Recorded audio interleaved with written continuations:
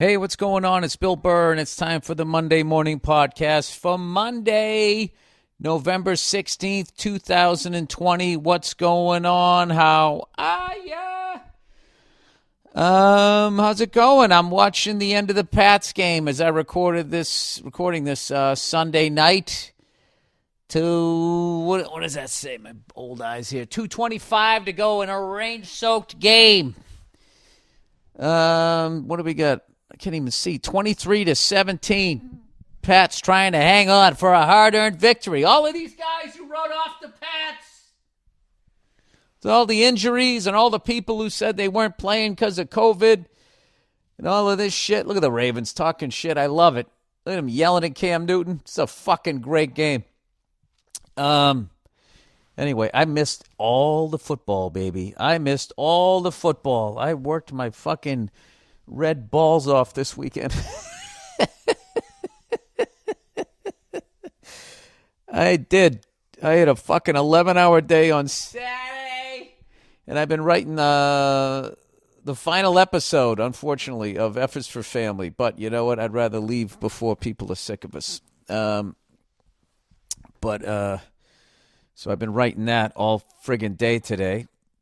Started a little bit Friday, a little bit Saturday. I was busy Saturday, so I had only did a couple of pages. But today I knocked out like a good 15, so I'm hoping to polish it off tomorrow. And but meanwhile, I missed all of the football, but I did look at some of the highlights of what was going on out there. I taped this game, thank God, the Bills versus the Cardinals.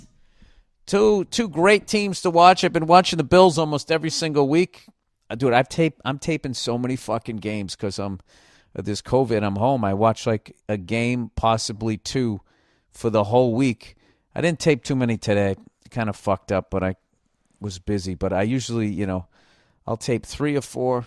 If you listen to this podcast, this is getting old. But couple 2, 3, 1 o'clock, couple 2, 3.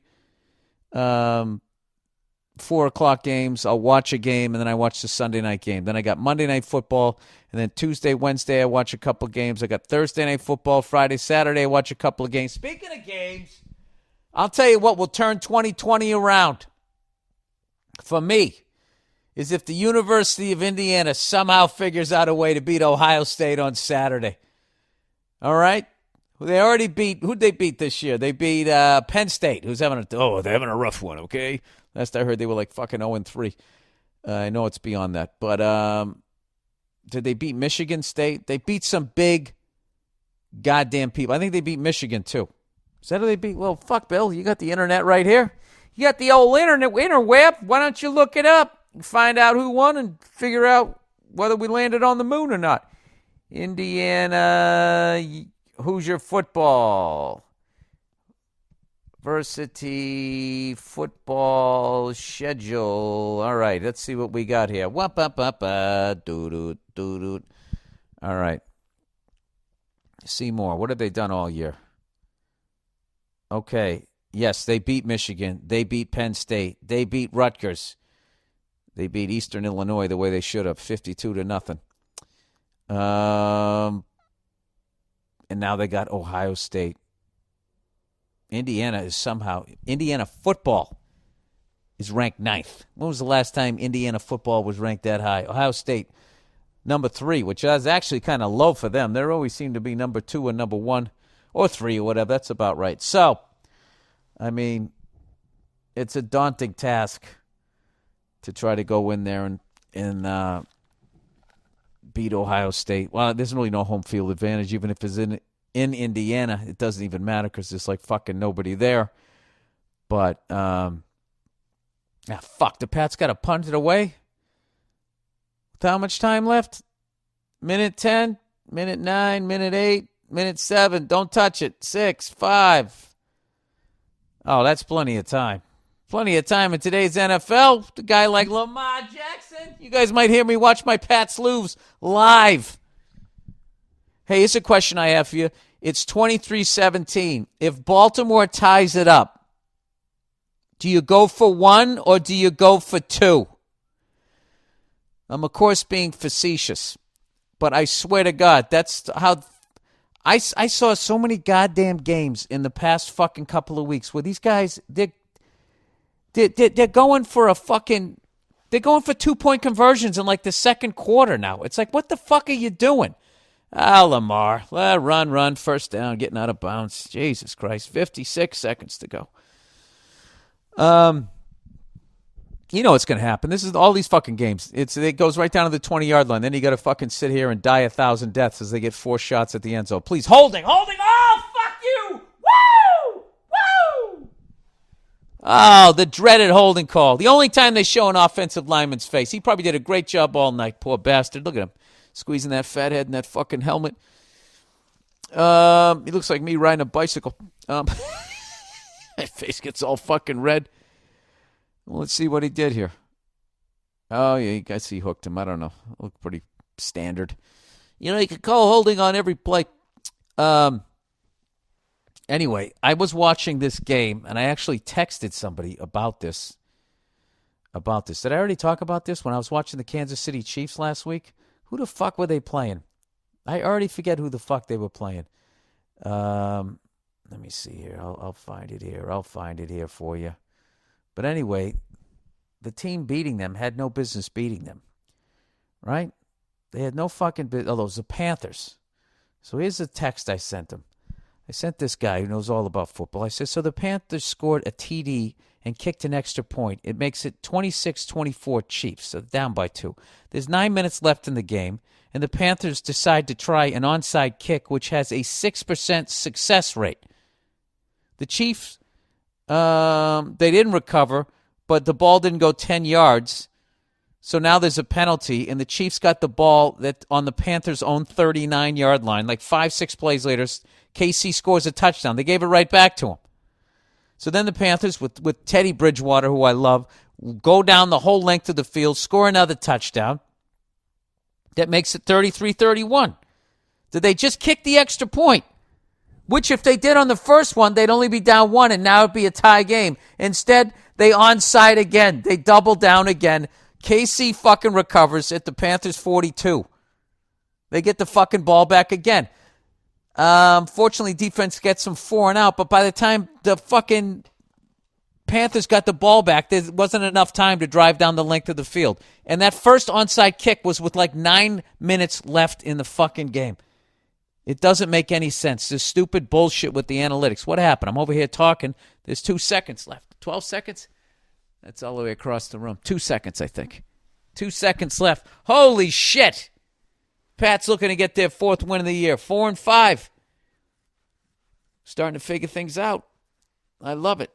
Jacoby Myers becoming our number 1. Lamar Jackson walking off the field. Hey, man, I don't care what year it is. You beat the fucking Ravens. That's a big victory. Buffalo lost again today. Lost a heartbreaker against the Cardinals. Huh? And Kyler Murray. Who was telling you about Kyler Murray 2-3 weeks ago? I was. Now everybody's caught up with me. The whole world is 21 days behind me. No, I'm kidding. Everybody know. You know what I love about that fucking full mask that Harbaugh's wearing? You can't watch him whine throughout the whole fucking game. He's another one of those guys who fucking was jumping on the Pats saying that they were... All these fucking guys play golf, too, which is just a cheating man's game. I don't know why I go off on golf. Chargers lose again. But, they got their quarterback. They do got their quarterback, who actually... Didn't he get hurt or something like that? Or was that last week? And Tyrod Taylor came in. Who, by the way, lost his starting job because he hurt his ribs, and he was getting injected with the painkiller, and unfortunately, they punctured his lung. And he went out there, and he's like, I can't fucking breathe. And then they brought in this, Justin Herbert, and he's had the job ever since. Crazy. All right. I think that's about all I can talk, considering I didn't watch any of the goddamn games, although I did watch my Patriots. I fucking love the Pats. You know what's so weird? They feel like my team again. That whole time when they were winning, it felt like I was dreaming it. And now they're struggling, trying to get 4-5, trying to get up to 500. I'm like, this is the fucking team I grew up with. So anyway, a couple of legends died in the past week. I got to give a shout out here to them. Tommy Heinsohn, the great Tommy Heinsohn, 10-time NBA championship, 8-time winner, 8 times as a player, 2 times as a coach, 74 and 76, I believe, as a coach.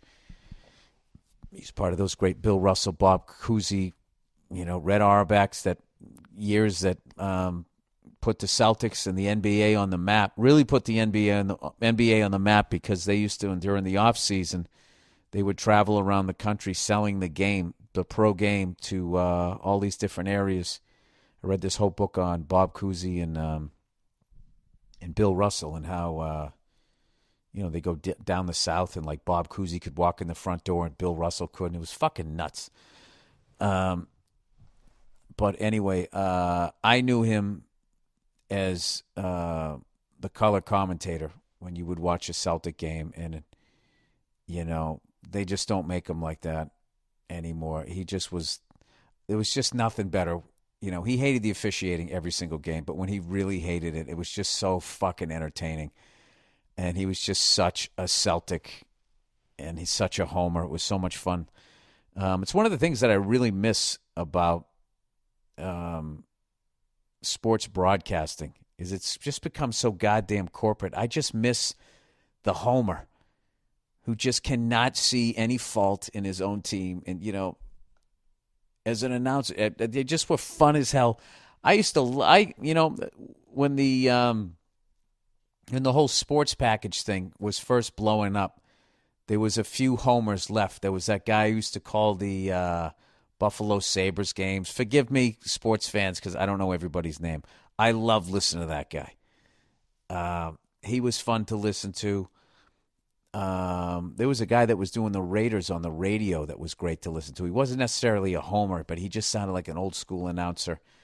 And I don't know. Tommy Heinsohn was in that class. He should be in the Hall of Fame if he isn't, as a broadcaster. I absolutely love listening to call games. And so rest in peace to the great Tommy Heinsohn and Paul Hornung. Which for my whole life I thought it was spelled Horning, but it's actually spelled like Hornung or something like that. And I was watching a whole thing on him. Now, I'm sort of fascinated with I don't know, with great players that end up on these weird teams and you just forget. Like Tony Dorsett played a year for the Broncos. They had like 700 yards too.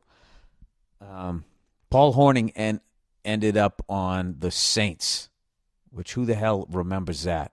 I think the one everybody remembers would be like Joe Namath on the Rams, or like Johnny Unitas on San Diego. But like some of them, I always do this with Joe Bartnick. He always brings up Franco Harris on the Seattle Seahawks.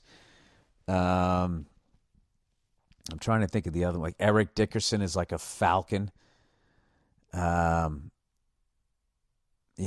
Or like Verzi always talks hoop, where he'll talk about like Patrick Ewing as a Seattle Sonic when they had those really bad uniforms. There was a period in the in the NHL, in the NBA, particularly the NHL, where they just had some of the ugliest fucking uniforms I've ever seen.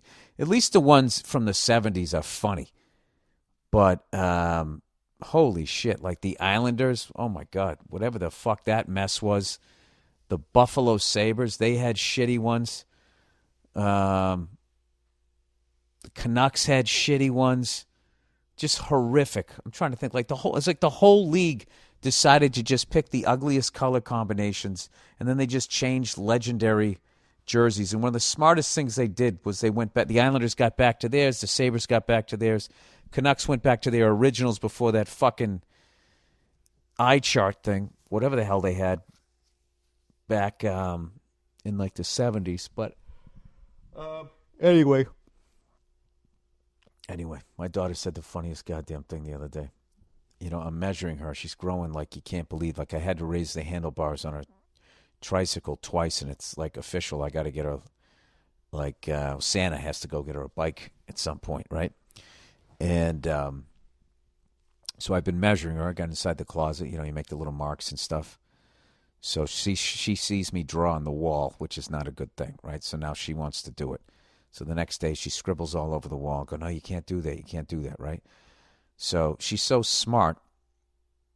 She knows she can't draw on the wall, but she wants to because I did. So what does she do? She tells me she wants to measure me. She doesn't want to measure me. She just wants to draw on the wall. And so I go, okay, well, but you can't draw on the wall. But she goes, but Dada, I want to draw on the wall. I go, just use the eraser. You can't draw on the wall. You got to pretend. Just you can't draw on the wall. And she goes, well, I don't know what to tell you. Like, where the hell did you get that? You know? I've been doing some stand-up spots around town, trying to get ready for this tour of Texas. You know, these fucking people out there would wear masks so this tour doesn't get canceled. And I said to her, I've been telling her, like, she's like, Dad, wait, you got to work tonight? And I was like, yeah. She's like, I don't want you ever to work again, which made me feel great, right? It's like, I can't. I got to go out and go tell jokes. So then she says to me, she goes, what is telling jokes exactly? And that's like her new thing now. Everything is exactly. I have to cook this dinner. What is cooking exactly? So I've been having fun with her. And my son is just the cutest little kid ever. And obviously at my age, this is our last one. So I'm really trying to enjoy having a little baby. And he's getting ready to start crawling. He's strong as hell. And he's just so friggin' happy all the time. Smiles all the time. The biggest damn smile. It's the greatest thing. It's the greatest thing. As much as this year has sucked and has been hard on so many people, the one thing that is cool is being a stand-up comedian and your kid's almost 6 months old and you've seen him every single day of the kid's life is pretty friggin' awesome. And quality time, too. So, thankful for all of that. And how about the Pats? J.C. Jackson, right? Like some unsigned guy comes in, filling in a role, and all of a sudden he's leading the league in interceptions, got like 6 or 7 of them. Oh, Drew Brees got hurt. So Jameis Winston came in. How about that Alvin Kamara kid? Amazing. All right, now let's talk a little bit of sports here. Oh, that's another game I watched. I watched so many fucking football games this week. I watched that Thursday night game. Who's that fucking guy in the Colts? That Hines kid. Jesus Christ. That reminded me because he played for the Colts. There's a famous Monday night football game that only old people like me remember. Joe Washington, in the rain, went off on the New England Patriots. He had like 6 touchdowns. It's like he returned like a kickoff or a punt for a touchdown. He ran for touchdowns. He caught touchdowns. He was just like, it was like watching a movie. There was a couple famous Monday Night Football games when I was a kid. There was Joe Washington's game when he played for the Colts against the Patriots. There was another Patriot. I think it was against the Patriots, that run. I don't know if it was Monday Night Football. O.J. Simpson had, where he's running in the rain, fell down, slid on his ass, got back up, and kept running. I guess these were all Patriots highlights because I remember Steve Grogan's 50-yard naked bootleg was a great one. And I would say these are like 70s, possibly 1980 with the Earl Campbell when they ran the ball to the right and he just turned the corner and everybody thought they had the angle on this big guy and they didn't and he was just gone. But my favorite Monday Night Football game of all time has got to be 1985 when Dan Marino beat the undefeated Chicago Bears on Monday Night Football. It was unbelievable. Like he beat the 46 defense. Something nobody could do that year. He went out and did it. And then they played the Patriots in the Orange Bowl, and we hadn't won there in like 20 years. In the AFC Championship game. And all they had to do was get by the fucking sad sack Pats who could never make it happen back then. And there would be the rematch. And the Bears could avenge their one loss. I mean, the hype for that fucking game would have been so goddamn crazy. But Football gods didn't want it to happen, and the Patriots ended up winning the game, and then we went to the Super Bowl and got absolutely fucking smoked. For the record, we were up 3-0 when Tony Franklin kicked a field goal, and then that was just fucking it. Oh, and as sad as it was to watch my Pats get fucking smoked, the worst thing was the Bears forgot to give Walter Payton a touchdown. They gave it to fucking William the Refrigerator Perry. Anyway, I got to tell you, I read up on that guy, and I guess he's in a bad way with his health. And, people are trying to help him, but he's like, nah, man, this is how I want to go out. And he's just hanging out, and he's wherever he's at or something. I remember reading this thing. He was just, having some drinks and enjoying his life. There really is something to be said about that. Like, I don't know. If you just decide, it's got to be hard for the people around you that love you, but if you just decide, like, look, man, I ain't, I'm just, look, if I want to eat it, I'm eating it. If I want to drink it, I'm drinking it. I'm just going to fucking have a good time, in a weird way, that's actually better for the earth. If people just, in general, on average, kind of knocked off late 50s, early 60s, like it seemed like they did when I was growing up. Like, people just dropped in their 60s. If you got to your 70s, it seemed anyway, like it was fucking amazing. It just seemed like everybody, like it's 67, 64, when they couldn't look, machines look in your heart to be like, dude, you got to lay off this shit or whatever the hell it is you're doing. People just fucking dropped. And my dumbass, I'm always watching like old fucking movies and stuff. And I always go on IMDb and I try to see who's still alive, who's dead or whatever. And I fucking, that's what I found. The amount of people that just fucking dropped. What movie did I see the other night? And I was looking up the cast and they were just fucking gone. Like 47, 53, 61. Really, for nowadays, like young numbers. But I don't know. In the overall grand scheme of things, the kids who got to inherit the world, it's a good thing, So I don't know. What am I talking? I guess it's all right to fucking go out there and go party, have a good time, and get the fuck out of the way. Maybe we go back to that. Maybe we go back to like having the fucking bottle of scotch in the bottom of your desk. Somebody's having a rough day at sales, and you bring them in, you give them a brow beating, and then you give them a shot of fucking, whiskey. All right, get back out there. Try to sell some shit. I didn't get to watch the MotoGP race today, but I saw that, how do you say, Joan Mir won his first MotoGP championship. Suzuki's first MotoGP championship, I think they said in 23 years. It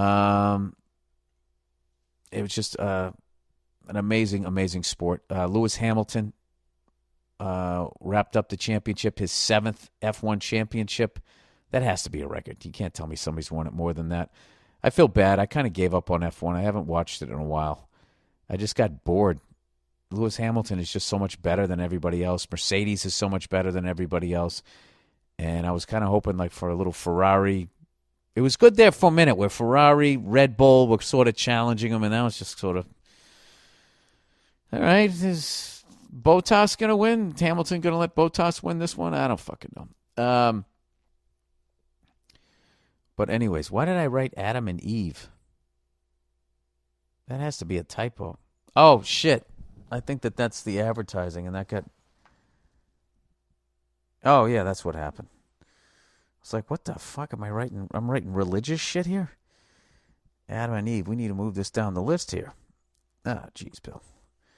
What are you doing? Anybody see Bill Maher's going off on fucking what's wrong with the Democratic Party? Jesus Christ. That guy was fucking hitting nothing but dingers. I can't tell you the amount of people that I've talked to that basically said that have not said it as eloquently. That whole fucking psycho fucking left has hurt the Democratic Party so much with their canceling of people and policing people on words and fucking trying to just end people. Just trying to end people. I never in a million fucking years ever thought that the fucking left would be involved in that. It's funny to watch the right criticize it, where it's just like, now. Easy now. You guys fucking canceling the Dixie Chicks and anybody in fucking country music who doesn't say exactly what the fuck you want. Come on. All the way back to the fucking Red Scare. You fucking lunatics have been doing that forever. Okay?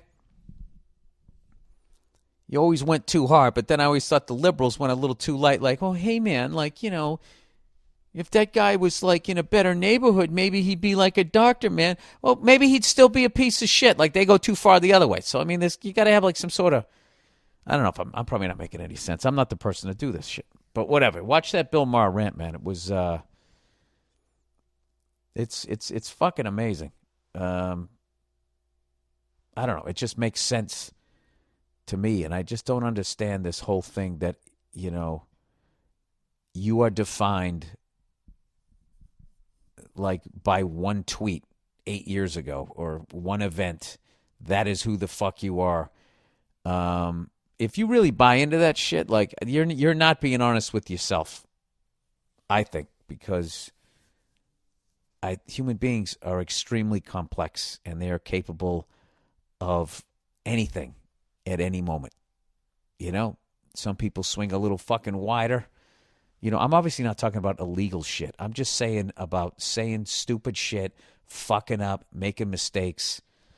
This whole fucking world where you're just going to be like basically unforgiving, especially if it's a guy. Because it's also, there's an incredible level of sexism involved in it where it all just sort of got tied into this whole like woman's movement and blah, blah, blah, blah, blah. So then it was kind of like all of a sudden as a man, you were like, you know, there was already 9 guilty votes casted against you before you even accused of something.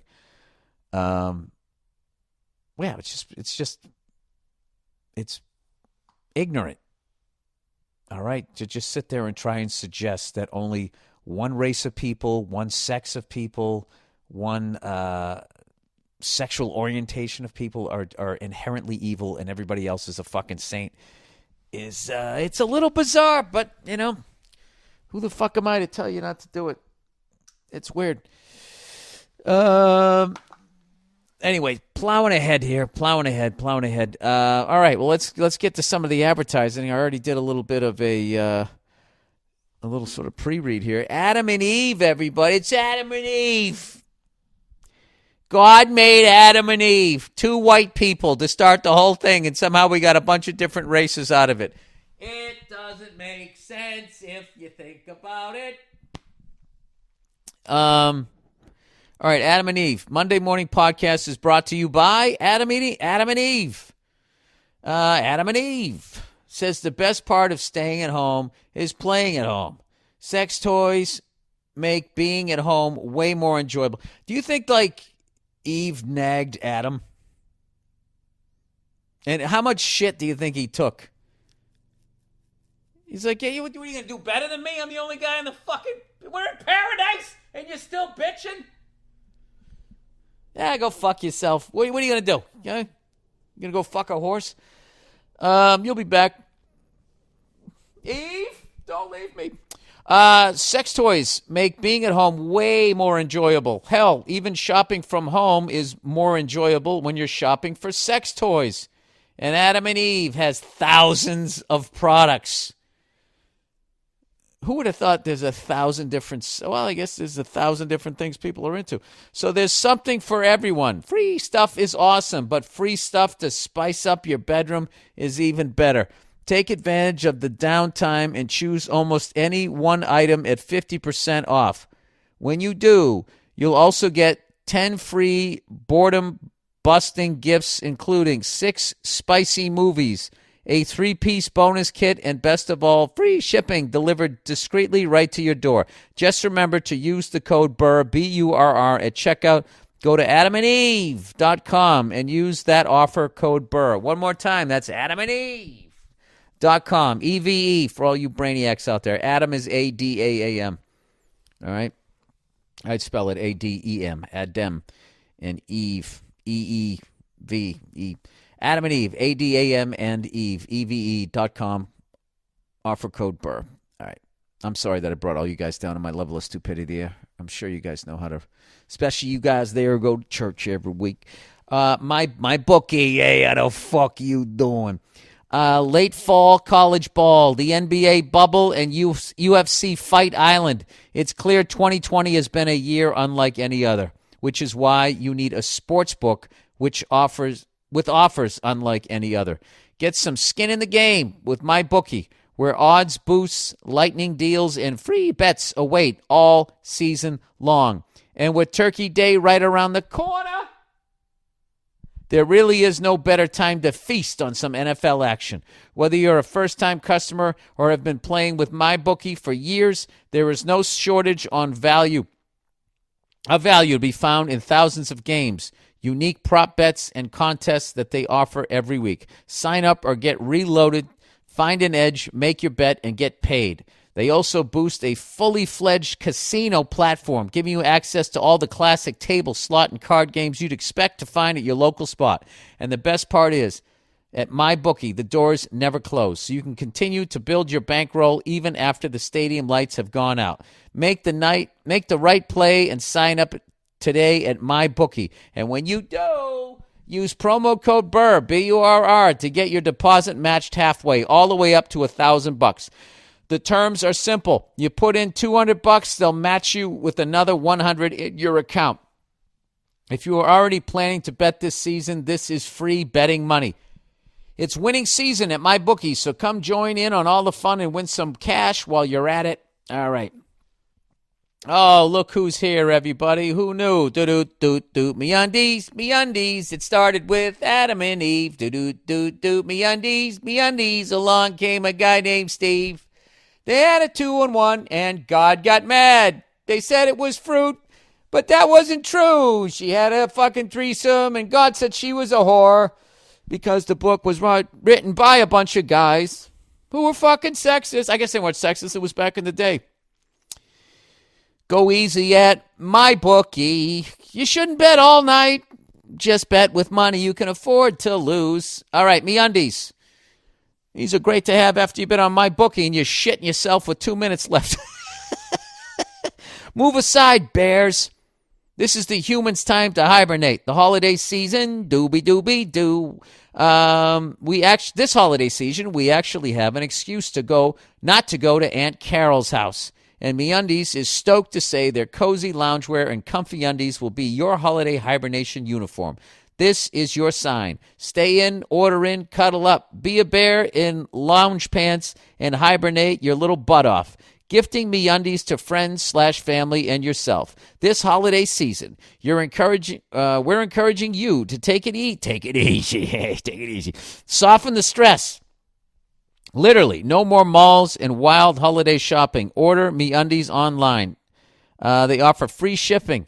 Gift your family and friends with the coziest clothes, and undies for some well-dressed me time.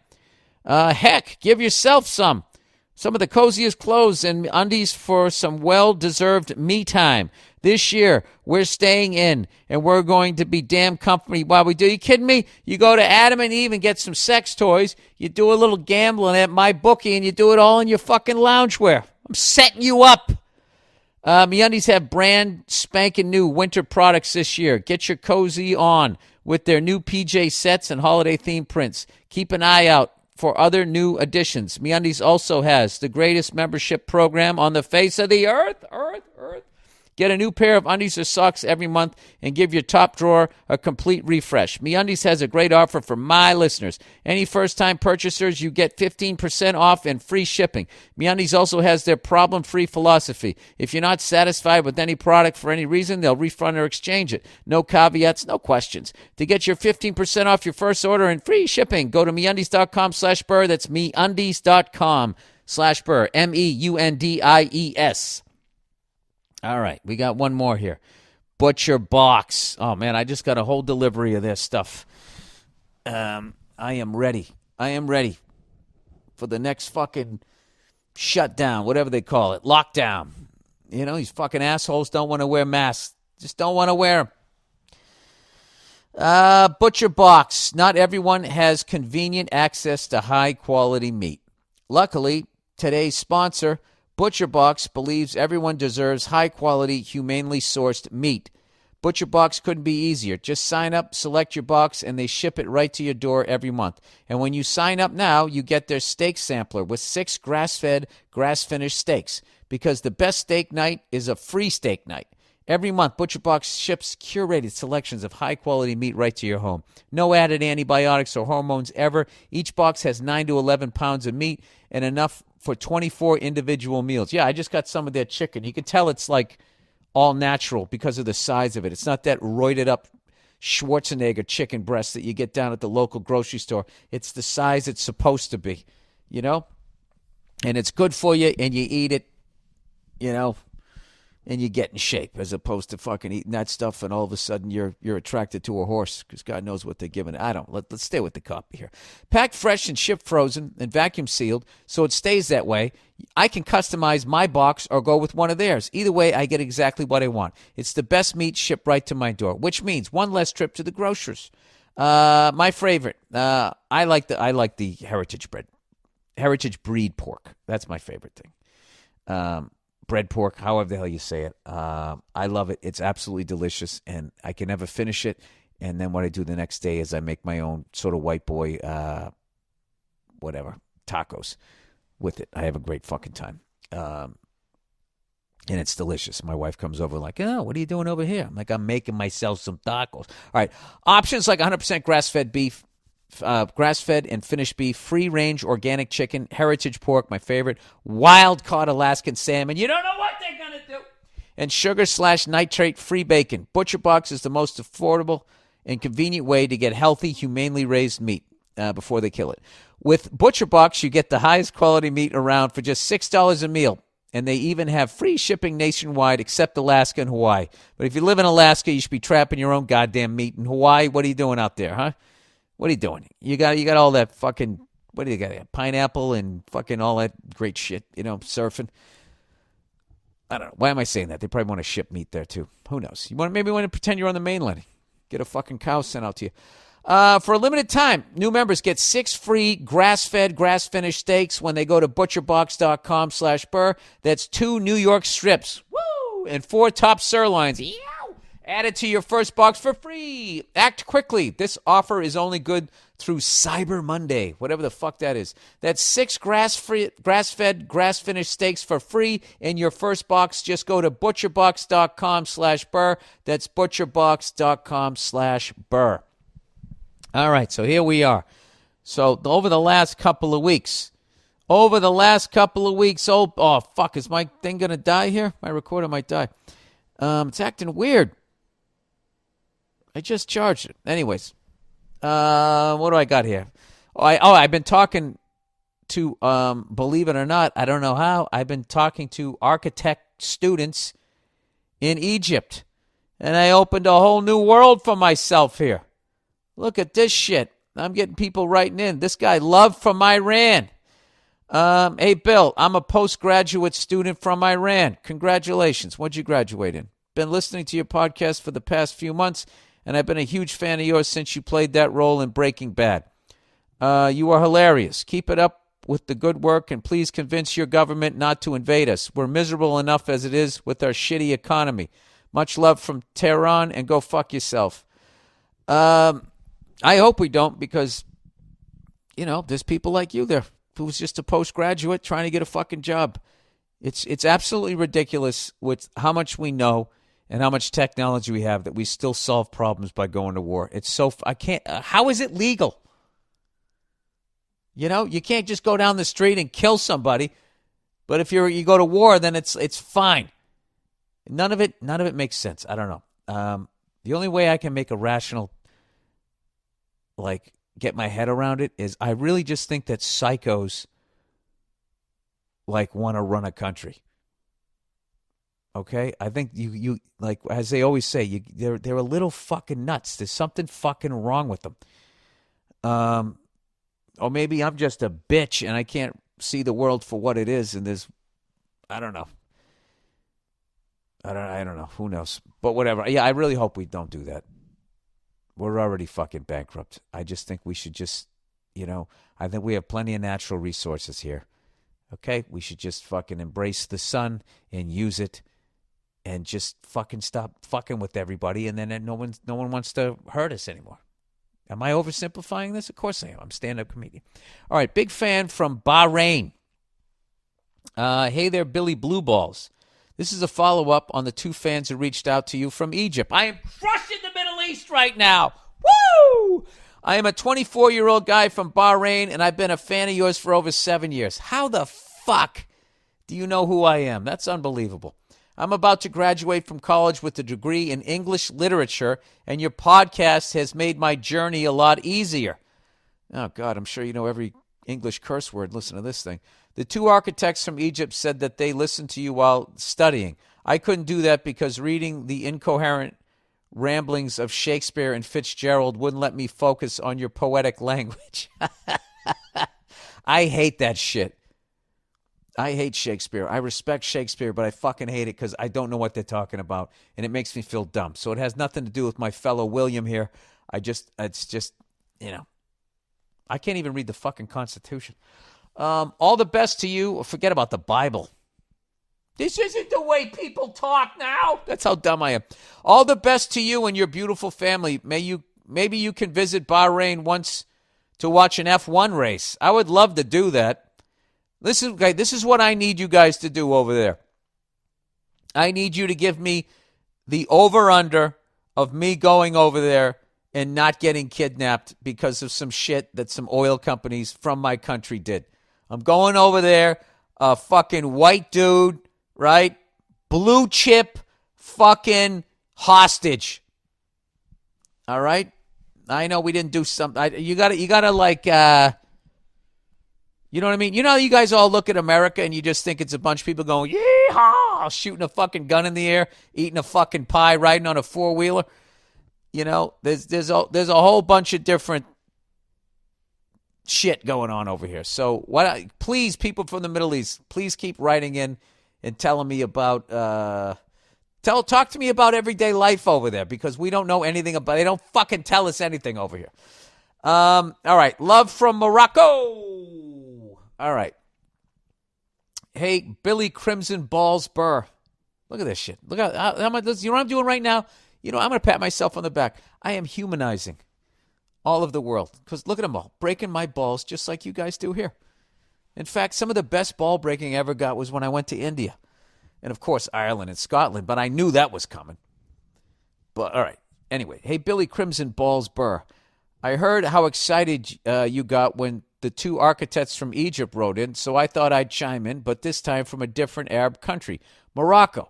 I'm a 22-year-old computer science, like smart people from the Middle East like me. Although Morocco, that's Northern Africa, right? Is that what that is? Ah, jeez, I used to know this shit. I was really into geography at one point in my life. And then I started drinking. Morocco map. Is that near like Algeria or some shit? All right, here we go. Algeria. What the fuck? Can you just show me image? Just show me a picture of it. Oh, there it is, right next to Algeria. Crushed it. Oh, wait a minute. Now, does Morocco have, you played it for her, now play it for me. Isn't that where that is? Wherever Humphrey Bogart was? Casablanca? I don't know. Anyway, well, at least I know where you are.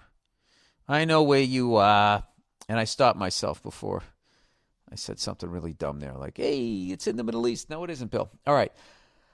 All right. I heard about Morocco. I'm a 22-year-old computer science student from Morocco, and listening to your podcast helped me get through the day a lot easier. I'm often laughing my ass off listening to you rant about stupid shit while I'm nerding out in front of my computer.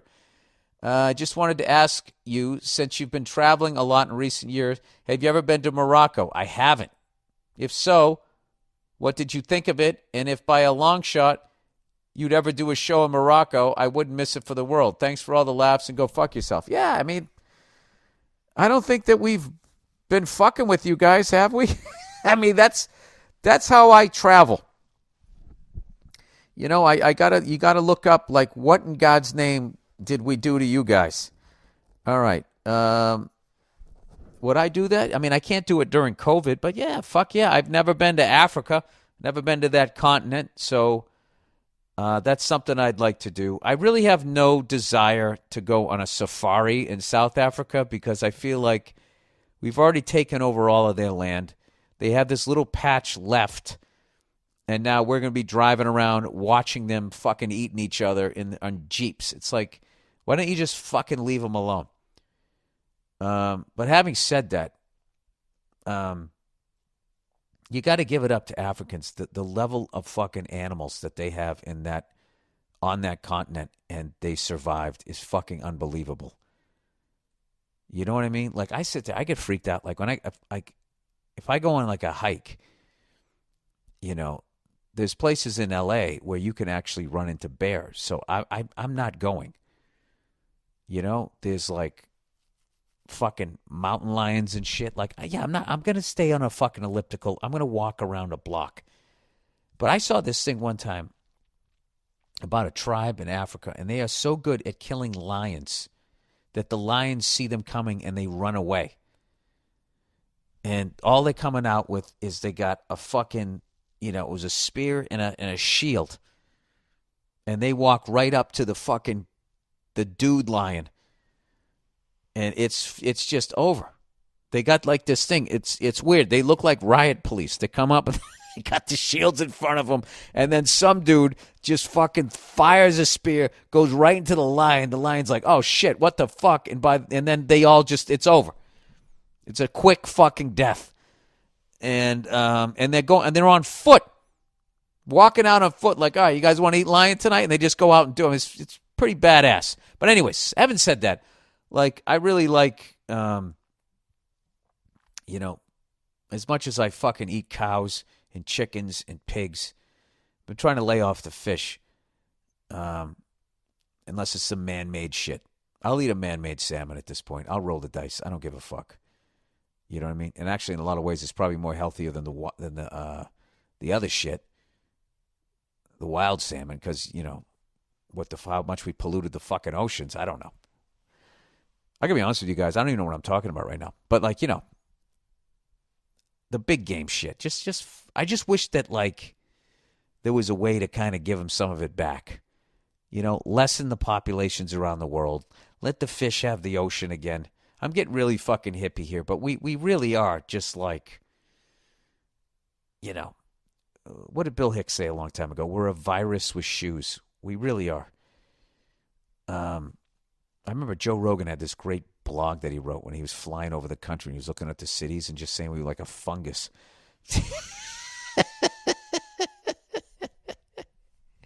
I don't think we're all bad, but like we should definitely, I don't know, try to reel it in a little bit. I would absolutely do a show in Morocco. I hope we get to a point at some point where, you know, we get a cure for this shit and stuff opens up again. Why the hell not? It seems like a beautiful place. All right. Egyptian architect in Japan. All right. Dear Billy, no liquor. I know. I'm coming up on 2 years, everybody. November 24th. 2 years. I don't even think about it anymore. Although the other night I watched somebody. Oh, I watched this fucking unbelievable movie that my wife loved and I had never seen before. It was Matthew Broderick and Reese Witherspoon were in this movie, and it was about a teacher that gets fixated on this student, and he's trying to stop her from achieving. I absolutely loved it. But anyways, one of the actors in there playing a dad was sitting there, and he had a scotch or a bourbon, and he had it in a highball glass, and it was that time of night when I used to drink them. And I was literally, I was laying on the couch with my wife, and my head like popped up. It's like, oh, I'd love one of those. But other than that, I don't really think about it. But every once in a while, I started thinking about that dad, that character being like, I wonder if he can just have one. Just has that one. He sips on it, you know? I don't know. Um, thank God I got kids. That's what I always think of. Anytime I get tempted, I go, do I really want to do this? No, I don't. All right. Egyptian architect. Dear Billy No Liquor, I'm a 30-year-old Egyptian architect working and living in the great city of Tokyo. Another place I'd love to go. I heard on your previous episodes that there is at least 2 other architects listening to your podcast, and I got to say, your podcast helps us push through hard tasks and tight deadlines. That is unbelievable. Why my podcast? Is it because it's so fucking stupid? Gives your brain a break. Also, all of my coworkers at my company are Japanese. Parentheses, well, no shit. Yeah, because you're in Japan. Except for 2 Polish guys who started working about a year ago. I introduced your podcast to them after they complained about how stressful it is working in an environment where everything isn't in your native language and that they feel drained at the end of the day. Needless to say, after I recommended your podcast, we would laugh our asses off at the jokes you make on the podcast, and it seems like it's helping them throughout the day. Look at these guys. Polish, so they speak Polish, right? They go to Japan, they learn Japanese, and then they can speak English. Incredible people out there. It seems like it's helping them throughout the day. I myself had moments where I would cover my face so no one could see me laughing. And the first time you did the Club W. Bush ad read, I had to go under my desk and act like I was fixing something with my PC just so I could laugh my ass off. Wow, that was a long time ago. Thank you for the great podcast, and God bless you and your family. All right, thank you. Thank you guys for listening. All right. Here's another one. 9/11 Surfer. Hey, William, you mentioned on your Thursday, November 5th podcast that while in New York after September 11th, you heard of someone who rode the building down. Someone did do that. His name was Pasquale Bazzelli, also known as the 9/11 Surfer. And they do constantly interview him, make National Geographic documentaries and books. Lots of stuff that defies logic happened that day. Read Where Did the Tower Goes with a Skeptical Mind. Anyways, best of luck with your future endeavors and go fuck yourself. So I'm supposed to get into conspiracy theory about who knocked that down, but I'm supposed to believe that someone fucking surfed a goddamn skyscraper that fucking was in an unplanned implosion. I'm not reading it. It's bullshit. It's bullshit. The problem with the fucking internet is everything is presented as fact. I'm not wasting my time reading that. I was in New York. I was watching the news the whole fucking time. You cannot ride a fucking building down. How did he ride it down? What do? You grab a piece of carpet? If you were in a fucking... Maybe if you were in a ranch, a one-room ranch, and the whole fucking thing pancaked. Do you want to have the roof of a house fall on you? Why am I getting upset by this? Okay, buddy, you know what? It happened. You're right. It happened. We never went to the moon, but this guy fucking... Okay. All right, from Denmark. Dear Billy Blue, thank you so much for all the great content you put up for free. I don't think you get enough credit. I get plenty of credit. Thank you, though. I was wondering if you heard about the protests we have here in Denmark. You know what? I did hear that there was some protesting going on there. I didn't read about it. Somebody who I hang out with who's smart mentioned that there was. For 9 days, the streets outside Parliament were flooded with people protesting a proposed law that would be able to define groups as being vaccinated or not vaccinated. Oh, wow, this is a gray area. People who refuse vaccination could be coerced through physical detainment by the police. This article is in English and explains in more detail, short enough to read on the podcast. Okay, let's look at it. Oh, my God. What is Denmark's proposed epidemic law? Why is it being criticized? This is not short enough to read on the podcast. All right, the new epidemic law would replace an emergency law passed in the spring, which gave the government extended powers to intervene in society in order to fight the COVID-19 pandemic. As well as enforcing quarantine measures, the existing law empowers the authorities prohibit access to public institutions, supermarkets and shops, public and private nursing homes and hospitals, and also to impose restrictions on access to public transport. Recent instances in which the emergency law has been used by the government to implement rules include the partial lockdown of North Jutland and enhanced national restrictions, including, okay, so they're basically, part of this thing is they're going to force you to get a vaccination, which God knows what it does to you. Well, here's the thing about that. You kind of, people back them into a corner by not doing the non-vaccinated route of just wearing a fucking mask and staying 6 feet apart. People didn't do it. So I'm not saying that the government's innocent here in what they're trying to do, but your fellow countrymen around the world have now put governments in a position to pull this off because you won't fucking do what they're telling you to do. Now evil cunts can come up with some shit. Let's give them, let's give them this vaccination that stops COVID and makes them kind of lethargic. Anyways, he goes, I think it's important for countries to know that they can change with protest and that this is something that could make its way to their governments, lawmakers. In Europe, we tend to not like being put on lists because of what happened the last time people were told they were different. Sorry about my bad English. Your English is great. Thanks for F is for Family. My whole family loves the show, even my grandfather. That's awesome. Yeah, well, how does protest work in your country? In our country, if you protest, you get the living shit kicked out of you.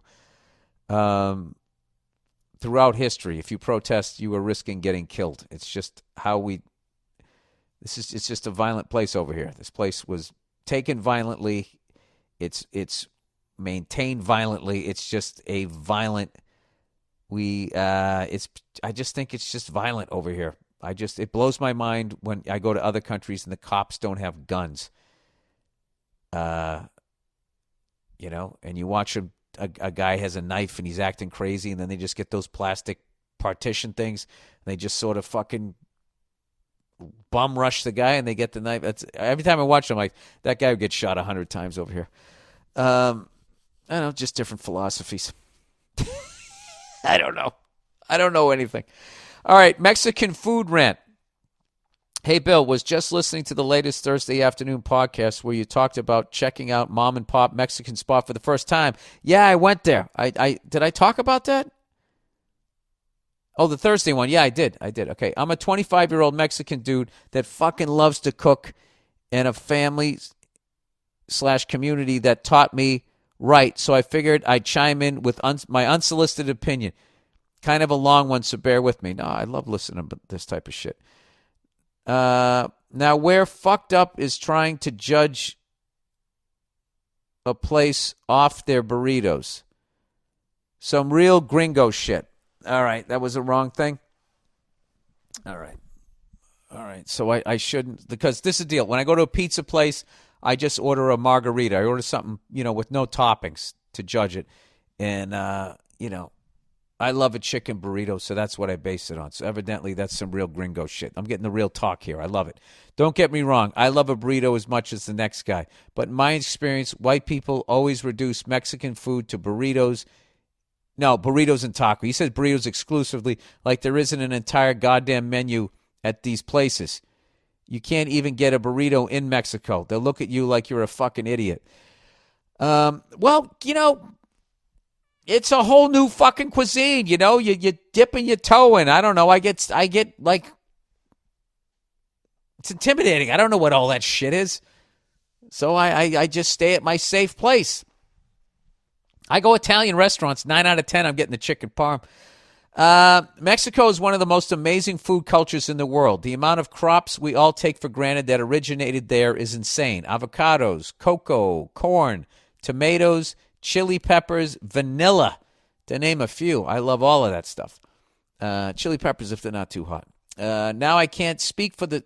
When it gets so fucking hot, it just overpowers the entire thing. I feel like I'm at a party and there's 30 other people I want to talk to, but this one cunt won't shut the fuck up. I feel the same way about what is that shit? What was that shit that they were just putting in everything? I know it. I know it. It's right on the tip of my tongue. What was that? Truffle oil is the same thing. Just overpowers anything that it's in. And in Japanese cuisine, that yellow paste, that egg shit, whatever you put that in, oh my God, it's just, it's there. Ethel showed up. I hate stuff like that. I like stuff that sort of like, gets in the mix and is a good shit, over by the fridge tossing you a beer, right? Anyway, now I can't speak for the specific place you went to, but I recommend you grab some tacos al pastor. I'm going to say everything like a white guy. Next time you check it out. That's a safe bet most places. All right, good shit. Tacos are a better choice than burritos almost every time, actually. Way more flavor per square inch. I know white people think mayo is spicy, but don't be afraid to throw some extra salsa on there too. It builds character. Like I said, I don't mind if it gets a little bit hot, but if it's going to get like obnoxiously hot, my nose is running and shit, and I have to build a tolerance up for it. I mean, if I got to build a tolerance up, I want to be getting a buzz. You know what I mean? Some of my other favorites to get at taquerias are tortas. It's a type of sandwich. And soapies. All right, this all my pronunciation here is for anybody Mexican listening, so they can laugh at me. Which are fluffy fried discs. Oh, did you fry it? What a surprise! Fucking lunatics! You guys even fry ice cream like it's not even fattening enough. Of corn dough topped with the usual stuff. All right, I'm going back to this place. You know what? You've inspired me. I'm going back there, and I'm going to order this stuff. I'm going to copy and paste this, put it on my desktop, and I'm going to go back and I'm going to order some of this stuff. Anyways, I recommend just asking them what their signature dish is. If you're a seafood fan, Mexican seafood or mariscos is the shit. Highly recommended looking into that whole world. All right. I could go on for days, but I'll leave it there. Well, you know what? Here's the deal. I'll go out and I'll try some of this stuff over the next month, and then I'll check back in with you. I just want to thank you for doing this fucking thing twice a week. It always helps me with rough times. A couple weeks ago, I lost my cousin to suicide. Oh, man, that's brutal. I've lost a couple friends to that. He was my closest and oldest friend. A week after that, I lost my uncle on the same side of the family. It's been incredibly difficult, but your dumbass show has been a companion throughout. I know you'd be the first to say you're a fucking idiot, but I appreciate your perspective on life and hard times. You seem to know what's really important. If you ever find yourself up in Northern California, I'd love to buy you a beer and share some recipes. Take it easy and go fuck yourself. All right. What a good man. I appreciate all of that. I should have been asking more. All right. Japanese people. All right. When I go to your restaurants, I always get a spicy yellowtail hand roll and edamame. I'm basic. I find something I like and I stick with it and I try not to stray. These are probably, I bet most of the stuff I get are like Americanized Japanese sushi. So that's another reason why I got to go to Tokyo. I'm just going to cheat off other people when I'll just see what they're ordering. And I'll go and get it. What I do every once in a while is I will go and I just, if I'm with my wife, because she's more adventurous than I am when it comes to that shit. And if the option is there where you just have the sushi chef make what he or she wants to make, I find then I'll get outside of my comfort zone. But that's cool, man. That's actually, you know what? That's a good new segment for the podcast. Write in from different countries and tell us how to order. All right? And I'll tell you how to order. You guys ask me your questions. Hey, I'm coming to America. Where should I go? What should I get? And if I can't answer the question, my other listeners can. All right, dumb questions on the job. Here we go. ballpark. Take me out to the ball game. All right. First time, long time, big fan. All right. Just want to say thanks for all you do and for letting me feel like there's at least one person out there who I feel is also riding that razor's edge of always just about to lose their shit, but the last second calms down enough to just let it go. I try to do that. I don't do it too well. Wanted to share 5 dumb questions on the job working at the ballpark here in Seattle. Number 5, do we have to stay for the whole game? That is insane. I hear this one a lot. Never understood why. This isn't Alcatraz. Just leave whenever you want. That's exactly what you should say. Number 4, why can't I buy my kid a beer? Happens a dozen times a year. Some dad buys 2 beers and lets his underage kid have one, and then just lets his obvious underage kid hold it and drink it around the ballpark. When confronted, they always play the "but he's my kid" card, and we got to ask them to leave. Yeah, I mean, Jesus Christ. You got to sneak your kid a beer at a game, but you got to do it, you got to make the ballpark not get in trouble. Where's the bathroom? Seems like an innocent enough question, but when you hear it 300 times a game, it drives you nuts. You're in a stadium that's pretty much a circle. Just start walking in any direction, and you'll hit a bathroom, dumbass. Can I keep my fake ID? For some reason, here in the Pacific Northwest, kids get their hands on a ton of fake IDs, and they always look pretty legit. But when they get busted, they always ask for their fake ID back because they paid for that. That's hilarious. Hey, I paid for that cocaine. Who's the home team? Pretty much self-explanatory, and it happens way too much. Thanks, Bill. Have a good one. All right, mailman. Hey, beautiful bald Bill. My family and I love your comedy and podcast. I'm a postal carrier, and I deliver in the north. I'm not going to say where in case you get in trouble here for 8 years. Here are the 5 dumbest questions I've got. Number 5, are you the new guy? It really throws people off that somebody other than their normal guy is delivering mail. It's like they don't understand a day off. Number 4, who is the current resident and why do I get their mail? I get this all the time. I have to explain to people it doesn't matter whose name is on the letter. Barack Obama, Mickey Mouse, current residence mail is for the address. I've literally had people scream at me that they don't want them. It's like they never heard of a trash bin. Number 3, I just ordered from XYZ website an hour ago. When should I expect my package? I don't know, dude. I don't work for that website. Number 2, when does the FedEx office close? I don't know, dude. I don't work for them. Seems like you have to say that a lot. Number 1, when did you start delivering on Saturday? As far as I know, since Ben Franklin was appointed the Postmaster General, and it hasn't changed since. You gotta love when you got the great comebacks. Quick bonus story. One time I saw someone put a duct tape wrapped, sorry. I'm just looking at my record. I think it's going to crap out on me here. One time I saw someone put a duct tape wrapped Shaw's bag with a sweater in it. On the bag in pen, it said, "Return to Amazon." Being an asshole, I wrote on a sticky note, "Needs postage." Come back the next day, there's a single stamp on the same bag, like a grandmother sending a birthday card. Thanks, Bill. You're the best. All right, awesome. All right. I think this thing's going to crap out. I'm not going to read the last one. I'll save it for Thursday.